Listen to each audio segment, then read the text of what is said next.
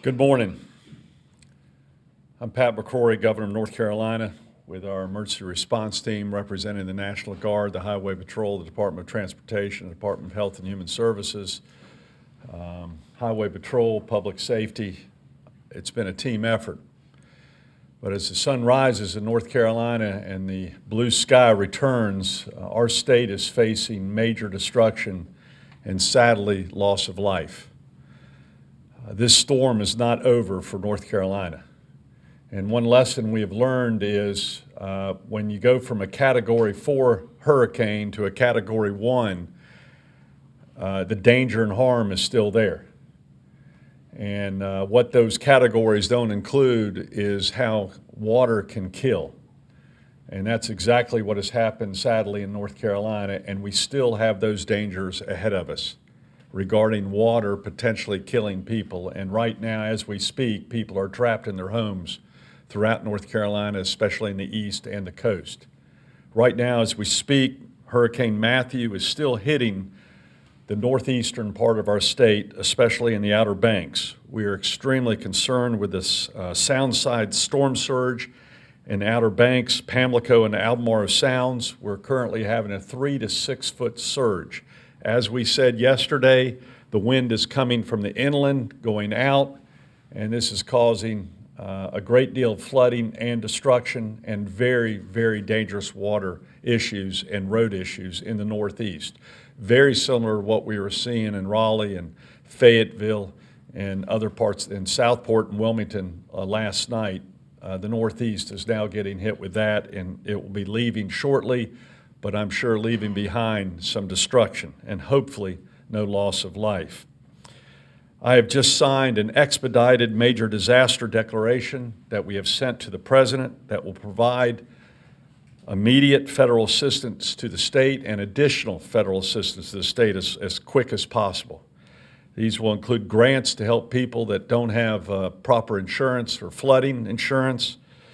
This will be also helping the state government deal with debris, the repair of roads and bridges, and it's very, very helpful. I'd like to thank the President for his ongoing communications with me, and I'd like to also thank our federal partners and our county partners during this very, very difficult past 72 hours.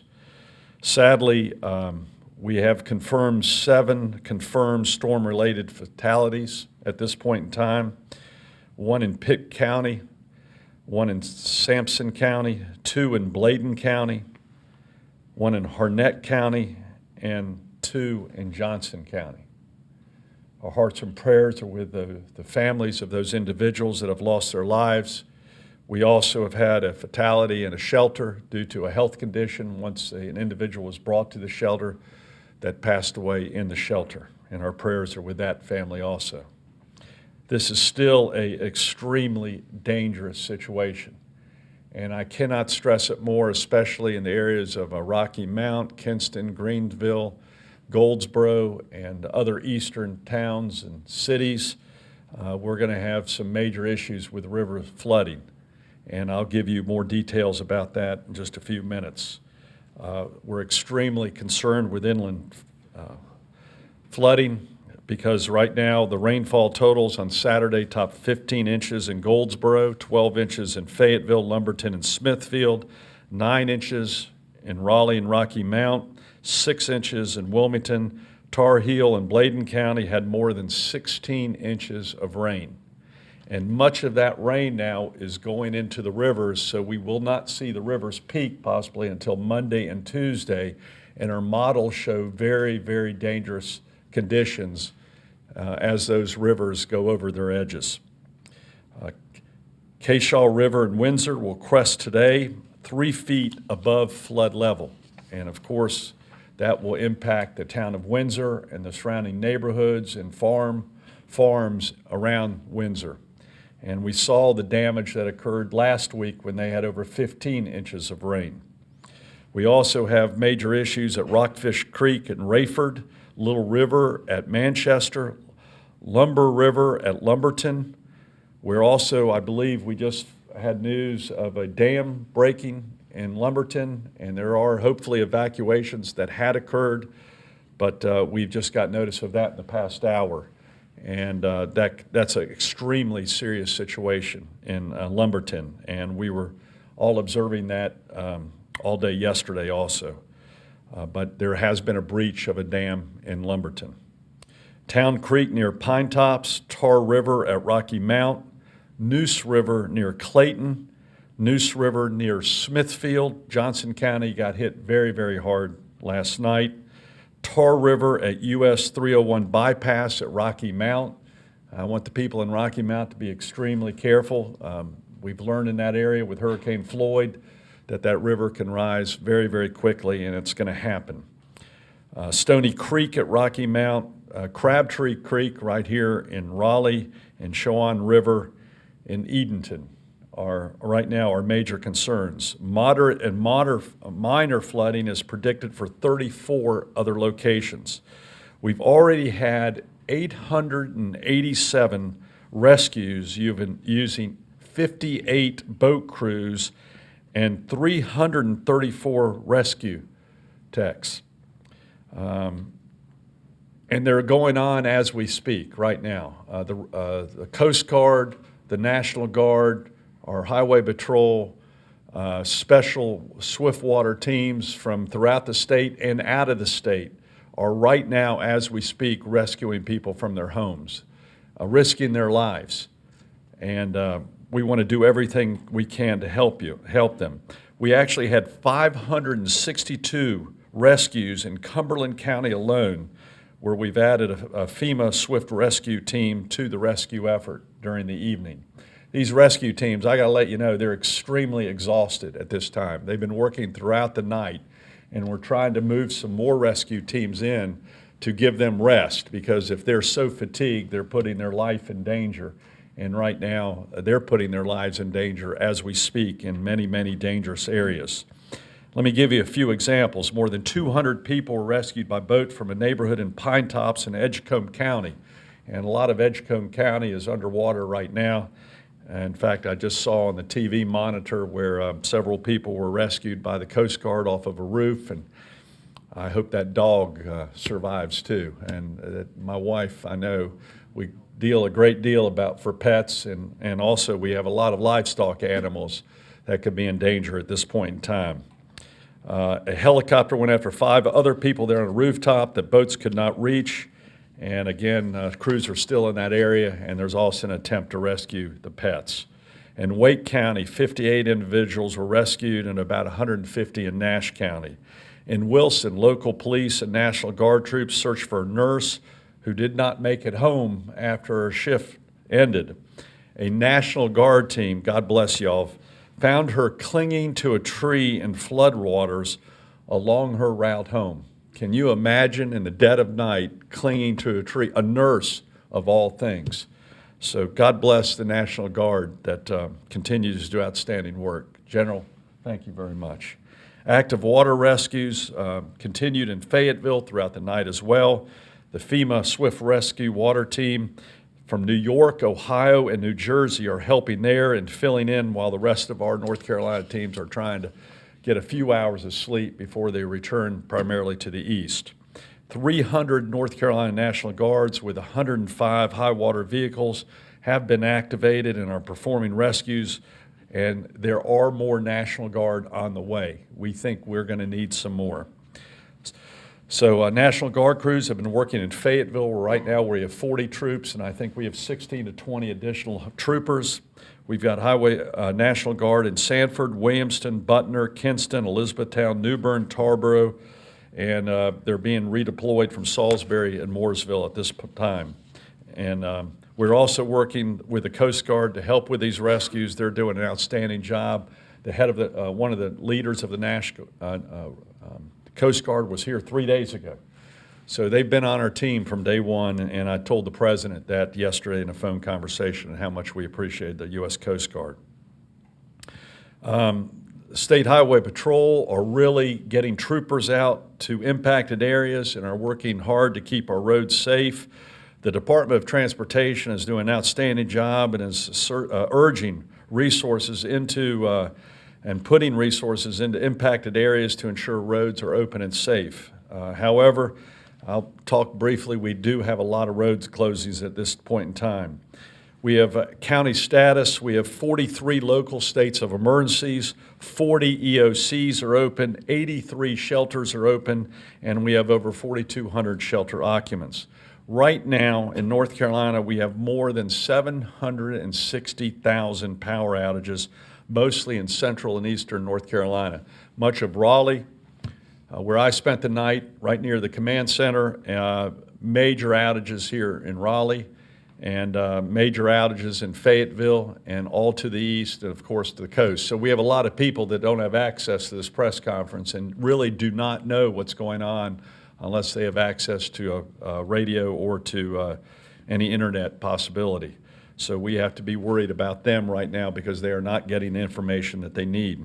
A major issue right now, we have 911 system outages in 5 counties: Currituck, Bladen, Moore, Columbus, and Robinson. And that's causing us serious issues, especially if people are trapped at this point in time. Our State Highway Patrol is working with nearby counties and phone companies to try to get this rectified as quick as possible. And we're also patrolling a lot of areas to ensure that people see that there are people out there if they can't be reached through 911. There are ways also, I don't know if they can hear us now, but call the sheriff's office or other local public safety offices to try to get help if you can. We have some major water system issues in Johnson County and Cumberland County, Gates County at this point in time. And we have provided generators and bottled water to those 3 counties. We have numerous road closing, of course, some tragedies we had on I-95 last night, but that's, we have near Benson is closed, Lumberton is closed, Selma and Fayetteville are closed. So if anyone listening from out of state or coming from other parts of the state and they plan to use I-95, you've at least got 4 areas that you will not get through it at this point in time. Parts of I-40 near Raleigh, Warsaw, and Pender County near Wilmington are still closed at this point in time. Also expect major impacts on Highway 12 today in the Outer Banks, which we typically see flooding at that point in time. Before you go out, we'd prefer you not go out at this point in time. Check readync.org for the latest updates on roads. By the way, another road that could have a major impact is US 70 east of Selma.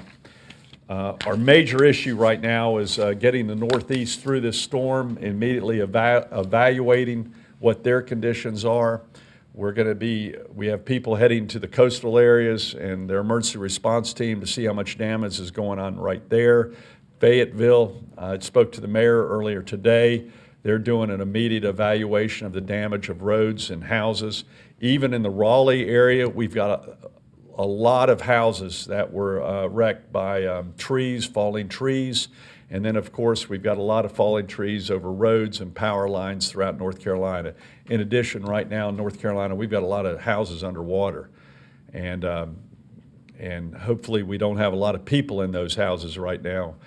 But I'm sure as the daylight comes, we're going to see that there are people trapped. So that's why we're getting as many rescue teams out throughout the state as possible. And hopefully we won't have any missing people still clinging to trees, which could be happening as we speak today, and we just don't know it. But we're out there searching at this point in time. If there is anyone missing in your family, please report that as soon as possible in case they got caught up in a flood condition or were swept off the road and we don't know about it. We'd appreciate that call as soon as possible and their route. And I'm so happy that nurse was rescued and many, many other people.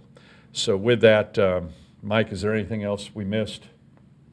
Just be aware of the prolonged flooding. It's going to be a prolonged event. This is going to be a prolonged event. Rocky Mount, Goldsboro, Kinston, Greenville, every town in between.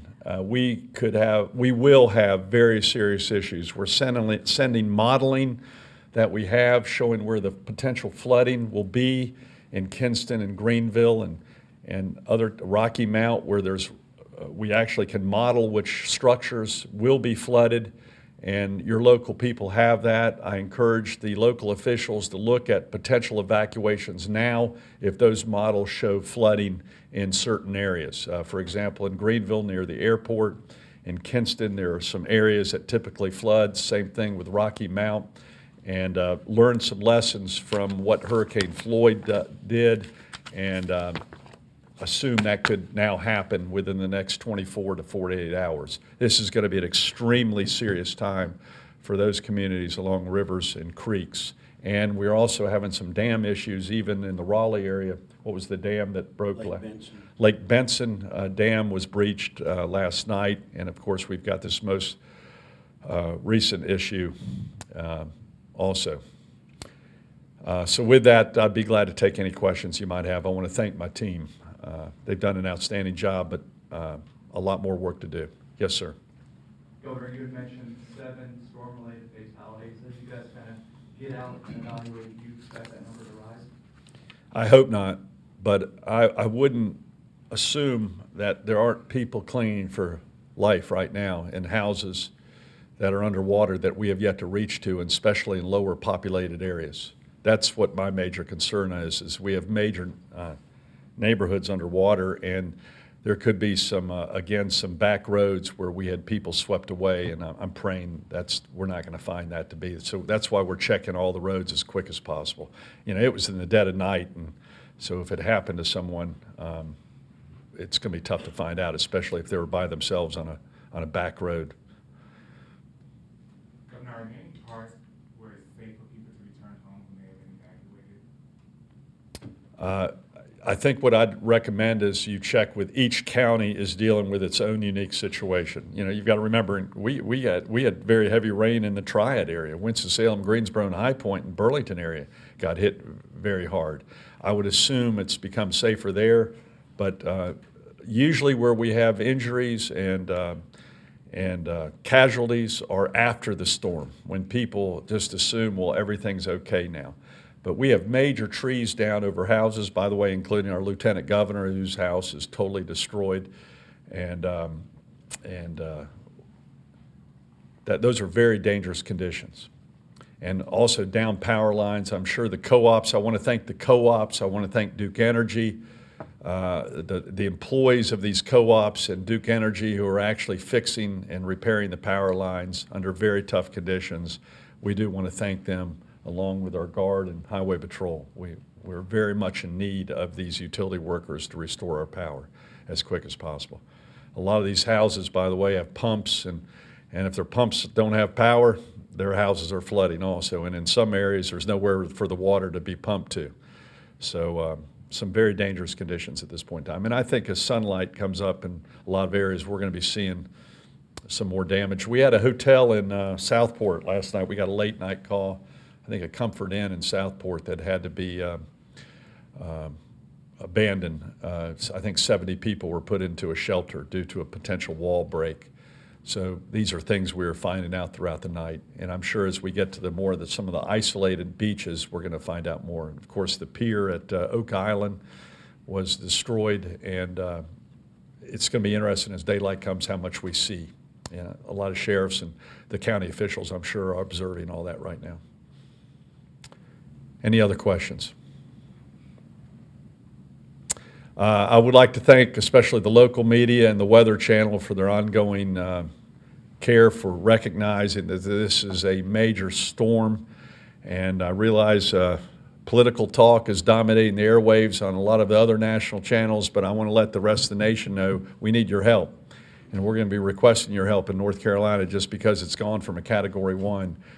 There has been loss of life, and a lot of people's lives and livelihood has been impacted, and it's still going to be for the next 3 or 4 days. So this is a very, very serious situation in North Carolina, and we're asking for the federal government's help and continued teamwork between city, county, and our state government. It's been outstanding so far. Thank you, and God bless each one of you.